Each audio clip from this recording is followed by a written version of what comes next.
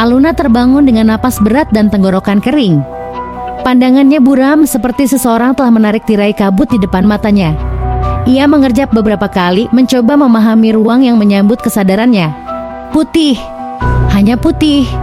Dinding putih, lantai putih, langit-langit putih. Terlalu bersih, terlalu tenang. Tidak ada jendela, tidak ada jam, tidak ada suara detak jarum waktu yang biasa menandakan dunia bergerak. Hanya keheningan yang menggantung kaku dan barisan kursi plastik berderet seperti di ruang tunggu rumah sakit atau terminal tua. Aluna perlahan duduk. Kepalanya berat seperti dipenuhi pasir. Ia mengamati sekeliling, ada orang lain. Belasan, mungkin puluhan. Semuanya duduk tenang. Beberapa menunduk, beberapa menatap ke depan, tapi tak satu pun berbicara. Wajah-wajah itu datar, tak berekspresi, seolah mereka lupa cara menunjukkan emosi. Di tangan Aluna menempel sepotong kertas kecil. Ia mengangkatnya perlahan. 000, hanya 3 angka. Tapi entah mengapa, itu terasa penting. Ia berdiri sedikit goyah. Langkah pertamanya gemetar, namun lantai dingin membantunya tetap sadar. Ia mencoba mendekati seorang pria tua dengan jas kusam, duduk di kursi ujung. Aluna berdiri di hadapannya. Permisi, suaranya parau, maaf, tempat ini. Apa ini rumah sakit? Pria itu hanya melirik sebentar, lalu menunduk kembali, tangannya gemetar memegang lutut. Tak satu pun kata keluar. Ia beralih ke seorang perempuan muda, rambutnya acak-acakan, tampak seperti mahasiswa. Sama, tatapan kosong. Tak ada jawaban. Aluna mundur. Ia merasakan kegelisahan tumbuh. Ruangan ini ia tidak tahu namanya, tidak tahu dari mana ia datang. Yang ia tahu hanyalah satu hal, ia tidak seharusnya di sini. Tiba-tiba, suara elektronik menggema dari speaker di langit-langit, dingin dan tanpa emosi. Nomor 016, silahkan masuk. Aluna menoleh. Sebuah layar digital menyala di dinding, menampilkan angka 016 dengan cahaya merah menyala. Seorang wanita parubaya berdiri, berjalan ke sebuah pintu putih di sisi ruangan. Ia tidak melihat ke belakang. Pintu terbuka sendiri dan menelannya dalam sekejap. Pintu itu lalu menutup perlahan tanpa suara. Tak ada yang bereaksi. Seolah semua ini sudah biasa. Tapi bagi Aluna, semuanya terasa asing dan sangat salah. Ia kembali menatap angka di kertasnya. 000, ia bahkan belum masuk hitung. Langkah-langkah Aluna terdengar menggema pelan saat ia berjalan menyusuri sisi ruangan. Lantai putih itu terlalu bersih, nyaris tak berdebu, seolah baru saja dibersihkan oleh sesuatu yang tak terlihat. Ia meraba dinding dingin, keras, dan entah kenapa tidak seperti cat biasa.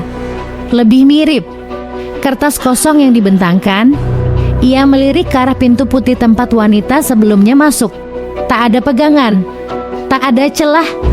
Pintu itu kini tampak seperti bagian dari dinding lurus, rapi dan menyatu sempurna. Aluna mengedarkan pandangan lagi. Ia mulai menyadari satu hal, tak ada jam di ruangan ini.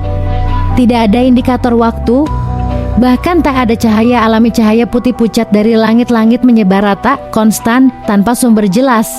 Seolah waktu sendiri tidak berlaku di sini. Ia mencoba berjalan ke arah seberang ruangan, berharap menemukan sesuatu apapun yang bisa memberinya petunjuk. Di ujung lain, ia menemukan sesuatu yang menyerupai loket. Tapi tak ada orang di baliknya. Hanya kaca bening yang tak menunjukkan apapun di baliknya kecuali bayangannya sendiri. Di bawah kaca ada tulisan kecil berwarna abu-abu, menunggu adalah bagian dari pemahaman. Aluna mengetuk kaca. Tidak ada respons. Ia mengetuk lebih keras. Kalau ini rumah sakit, mana dokternya? Desisnya? Kalau ini terminal, mana petugasnya? Tak ada jawaban, hanya pantulan dirinya sendiri kusut, matanya cekung, rambutnya acak-acakan. Ia bahkan baru menyadari bahwa ia tidak mengenakan sepatu. Kakinya telanjang, kotor, namun tak terasa dingin. Aluna memutar tubuhnya dan melihat ke arah orang-orang yang masih duduk diam. Mereka tak bergeming. Satu-satu mereka akan dipanggil. Tapi kemana? Ia berjalan ke pintu masuk tempat logis yang ia lewati saat masuk, walau ia tak mengingat pernah melewatinya. Tapi saat mencoba menyentuh daun pintu, ia mendapati dinding datar. Tidak ada engsel, tidak ada celah, tidak ada pintu, hanya tembok. Seketika udara terasa lebih tipis. Jantungnya berdetak lebih cepat. Ia tersadar bahwa ruang ini bukan tempat biasa. Ia tidak dijemput. Ia diletakkan. Layar digital kembali berbunyi, nomor 017, silahkan masuk. Seorang pria muda mengenakan jaket lusuh berdiri perlahan. Matanya kosong, langkahnya berat. Seperti yang sebelumnya, ia berjalan menuju pintu yang kembali muncul, terbuka begitu ia mendekat dan menghilang begitu ia masuk. Aluna kembali ke tempat duduk. Tangannya gemetar. Ia menatap angka yang melekat di kulit tangannya. 000. Ia belum tahu berapa lama akan berada di sini. Tapi satu hal jelas, ia tidak sedang menunggu bantuan. Ia sedang ditinggalkan untuk memilih. Aluna duduk kembali, tubuhnya melemas. Ia mencoba mengatur napas, menenangkan degup jantung yang tak henti mengetuk dari dalam dadanya. Ruangan ini seperti menjebaknya dalam pusaran waktu yang membeku. Tidak ada detik, menit, atau jam. Hanya perpindahan angka di layar satu-satunya tanda bahwa sesuatu masih bergerak. 018. Suara digital itu kembali terdengar, pelan tapi tegas. Seorang lelaki tua dengan mata sembab bangkit perlahan dari kursinya. Tak satupun orang memperhatikannya kecuali Aluna. Ia memandang pria itu berjalan menuju pintu yang kini terbuka kembali di dinding. Tidak ada keraguan dalam langkahnya. Tidak ada pertanyaan. Hanya ketenangan atau kepasrahan. Aluna memutuskan untuk mencoba berbicara lagi. Ia beringsut mendekati seorang perempuan muda yang duduk sendirian di ujung barisan. Rambutnya dikepang dua, wajahnya pucat, dan di pangkuannya tergenggam erat sepotong kain kecil mungkin sapu tangan. "Hai," sapa Aluna pelan. Perempuan itu menoleh perlahan. Matanya berkaca-kaca tapi bibirnya tak bergerak. "Aku baru bangun di sini. Kamu tahu ini tempat apa?" Perempuan itu membuka mulut, suaranya lirih. "Aku kecelakaan." Mobil Ibu Aluna menunggu, tapi kelanjutan kalimat itu tak pernah keluar. Gadis itu hanya kembali menunduk, seperti baru saja membuka pintu yang terlalu menyakitkan untuk dibuka lebar. Aluna menelan ludah. Ia melirik ke kursi seberang. Seorang pria berperawakan tinggi duduk dengan tangan menyilang, wajahnya keras dan penuh bekas luka. Ia mengenakan seragam lusuh mungkin tentara. Aluna mendekatinya. "Permisi," ujarnya. Pria itu menatap tajam. "Aku tidak mau bicara." Jawaban itu memutus percakapan sebelum sempat dimulai. Aluna mundur kembali ke kursinya. Apa semua orang di sini rusak? Patah? Menyesal? Ia mulai memperhatikan satu persatu. Ada yang gelisah, ada yang menunduk terus-menerus, ada yang menangis diam-diam. Tidak ada yang normal. Tidak ada yang utuh. Tempat ini bukan sekadar ruang tunggu. Ini ruang luka. Layar kembali berbunyi 019. Suara itu mulai menakutkan. Setiap angka yang naik berarti satu orang hilang, pergi, terhapus. Dan ia sendiri belum bergerak satu digit pun. Ia menunduk menatap kertas di tangannya. 000, kosong, atau mungkin awal. Tiba-tiba suara kecil terdengar di sampingnya. "Kamu belum lama di sini ya?" Aluna menoleh cepat. Seorang anak laki-laki duduk tak jauh darinya. Umurnya mungkin sekitar 10 tahun. Sweater biru tua tergantung longgar di tubuh. Kurusnya, wajahnya bersih, mata jernih, tapi ada ketuaan yang aneh dalam tatapannya. Seolah ia telah melihat jauh lebih banyak daripada anak seusianya seharusnya lihat. "Siapa namamu?" tanya Aluna. "Raka." "Kamu tahu ini tempat apa?"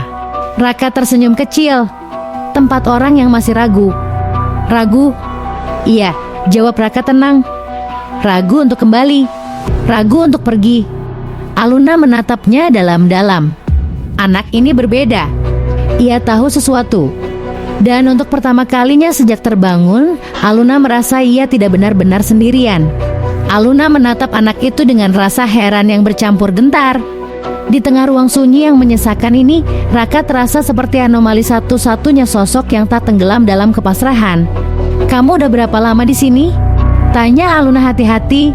Raka mengangkat bahu. "Di sini nggak ada lama atau sebentar. Kalau kamu nyari jam, kamu nggak akan nemu. Di sini cuma ada tunggu." Aluna mengangguk pelan. Ia melirik sekeliling. Masih tak ada yang bicara. Seakan hanya mereka berdua yang diizinkan bersuara. Kenapa kamu bisa bicara? Yang lain kayaknya nggak bisa. Atau nggak mau, ujar Aluna pelan. Raka menunduk, mengamati jari-jarinya yang bermain dengan ujung sweater. Soalnya aku udah nggak nunggu. Aluna mengerutkan kening. Tapi kamu belum pergi. Aku nggak akan pergi. Kenapa? Raka mengangkat kepalanya. Matanya memandang Aluna lurus-lurus, dan dalam sorot itu ada sesuatu yang lebih dari sekadar usia atau pemahaman. Ada ketenangan yang menakutkan. Karena aku tahu jawabannya, katanya. Tempat ini bukan buat orang mati. Ini tempat buat orang yang belum mutusin mereka mau hidup. Atau enggak. Aluna menahan napas.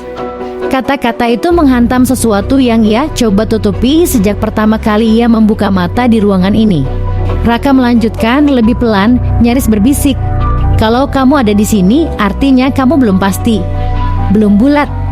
Aku nggak ingat semuanya, kata Aluna, hampir tidak terdengar. Itu biasa, jawab Raka lembut. Tempat ini bukan tentang ingat, tapi tentang sadar. Aluna menatap ke tangannya. 000. Masih angka yang sama. Jadi, kalau aku milih hidup, aku bakal dipanggil. Raka mengangguk. Kalau kamu benar-benar yakin, tempat ini bakal tahu. Dan kamu bakal tahu juga. Kamu bakal dengar namamu, bukan nomormu. Dan kalau aku nggak yakin, ya kamu bakal terus di sini, ucap Raka sambil kembali menunduk. Sampai kamu nggak punya pilihan lagi. Atau kamu menyerah. Kata terakhir itu menggantung di udara, berat seperti pintu yang tak mau terbuka. Aluna memejamkan mata. Gema masa lalu mulai menyelinap kembali. Kamar kosong, lampu temaram, suara tangisan yang tertahan, bayangan pil yang bercecer di lantai. Ia ingat rasa lelah yang terlalu dalam, yang membuatnya ingin lenyap.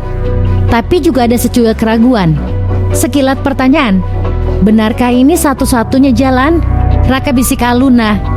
Kalau kamu tahu jawabannya, kenapa kamu masih di sini? Anak itu menatapnya lama, lalu tersenyum kecil. Karena kadang orang yang tahu harus nungguin yang belum tahu.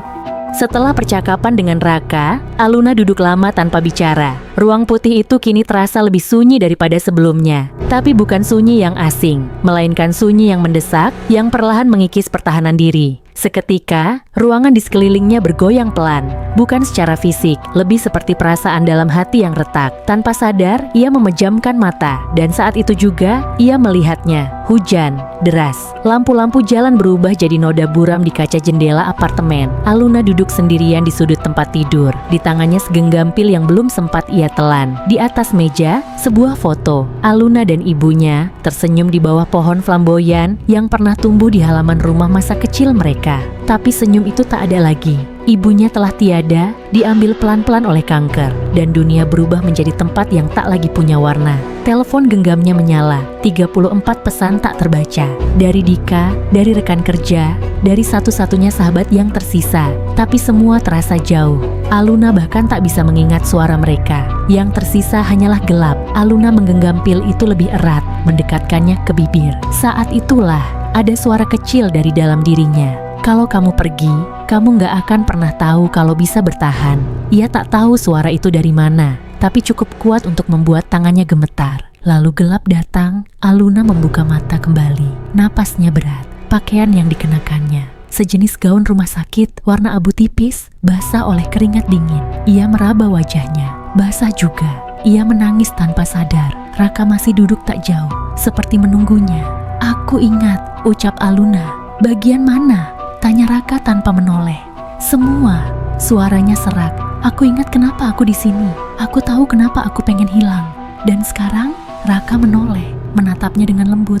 Aku juga ingat kenapa aku belum siap. Hening sejenak, kemudian Raka berdiri dan berjalan pelan ke arah layar digital yang kini gelap. Biasanya, katanya sambil menoleh padanya, kalau kamu udah sampai sini, artinya kamu udah dekat. Dekat kemana? Raka menunjuk ke dadanya sendiri. Kejawaban yang kamu takutin. Layar digital menyala, tapi bukan angka. Kali ini, untuk pertama kalinya, hanya satu kata muncul. Aluna. Semua mata di ruangan itu menoleh ke arahnya. Tidak ada ketegangan, tidak ada tekanan. Hanya kesadaran bahwa satu keputusan telah dibuat. Dan kini, giliran dia untuk membuka pintu. Langkah Aluna terasa lebih ringan kali ini. Ia berjalan perlahan, melewati barisan wajah-wajah yang kini menatapnya dengan halus, bukan kosong, bukan acuh, seperti mereka tahu betapa beratnya tiba pada titik ini, titik keputusan. Di dinding sebelah kanan, pintu yang biasanya terbuka otomatis saat nama dipanggil, kini terbuka dengan sendirinya bahkan sebelum ia tiba di depannya. Tapi berbeda dari sebelumnya, pintu ini bukan putih, melainkan hitam, legam seperti malam tanpa bintang. Dalam kontras itu, keputihan ruang tunggu terasa semakin menusuk mata. Seolah dunia sedang menunggu apakah ia akan melangkah atau kembali. Raka berdiri tak jauh di belakangnya. Kalau kamu jalan, kamu nggak bisa balik. Aluna menoleh. Kamu yakin ini jalan keluar? Raka tidak menjawab. Ia hanya tersenyum. Tapi kali ini, senyumnya tidak seperti anak kecil. Lebih dalam, lebih tua dari usia manusia manapun. Aluna menarik napas panjang, lalu mengangkat kakinya. Tepat saat ujung kakinya melewati ambang pintu, sesuatu berubah. Ruangan putih di belakangnya mulai bergetar perlahan. Bukan secara fisik, tapi seperti ilusi yang mulai runtuh. Dan dari dalam pintu hitam itu, datang hembusan udara yang aneh. Hangat, bukan seperti neraka. Bukan pula seperti surga, tapi seperti napas pertama setelah lama tenggelam. Langkah berikutnya membawa Aluna ke dalam kegelapan yang mendalam. Suara detakan jantungnya menjadi satu-satunya yang terdengar. 1 detik, 2 detik, 5, 10. Lalu, suara. Ia kembali. Aluna terbangun di ranjang rumah sakit. Matanya langsung menyipit karena cahaya yang begitu terang. Suara mesin berdetak di dekatnya. Aroma antiseptik menusuk hidung. Tangannya terasa berat, tapi ia bisa merasakannya. Ia hidup. Di sampingnya, seorang laki-laki muda tertidur di atas kursi. Mata bengkak. Jari-jarinya masih menggenggam tangan Aluna erat-erat, seakan takut kehilangan lagi. Dika, gumam Aluna lirih. Laki-laki itu terbangun, menatapnya dengan mata yang langsung berkaca-kaca. Aluna, suaranya tercekat. Kamu kembali. Aluna mengangguk pelan. Ia tidak tahu harus berkata apa. Yang ia tahu, ia telah berada di ambang yang sangat sunyi. Ia telah berada di ruang di mana orang-orang diam. Dan kini, ia memilih untuk tidak diam lagi.